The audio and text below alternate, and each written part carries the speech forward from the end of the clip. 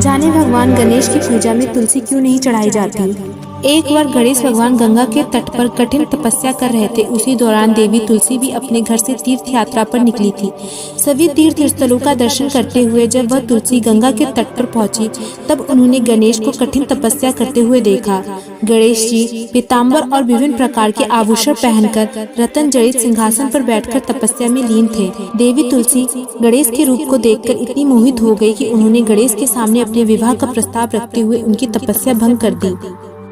तपस्या भंग होने के बाद जब भगवान गणेश ने अपनी आंखें खोली, तब उन्होंने तुलसी के विवाह प्रस्ताव को ठुकरा दिया और कहा कि मैं ब्रह्मचारी हूँ और आजीवन विवाह नहीं करूँगा।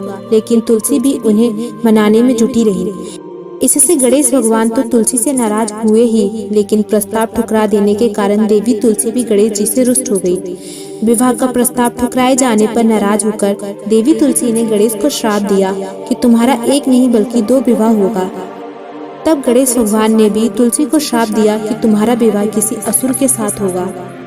यह सुनकर देवी तुलसी ने गणेश से माफी मांगी। तब गणेश ने वरदान दिया कि तुम भगवान विष्णु और कृष्ण की प्रिया कहलाओगी और कलयुग में तुम्हें जीवन एवं मोक्ष की देवी माना जाएगा। इसके साथ ही गणेश ने यह भी कहा कि मेरी पूजा में तुलसी को शामिल नहीं किया जाएगा।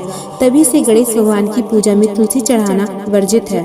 यही कारण है कि सभी देवी देवताओं की पूजा में तुलसी चढ़ाई जाती है, लेकिन गणेश भगवान की पूजा में तुलसी की जगह दूर्वा घास चढ़ाया जाता है। भगवान को प्रसन्न करने के लिए इस बात का ध्यान रखना बेहद जरूरी माना जाता है कि भगवान गणेश की पूजा में भूल से भी तुलसी का प्रयोग नहीं करना चाहिए। ओम गणेशाय नमः।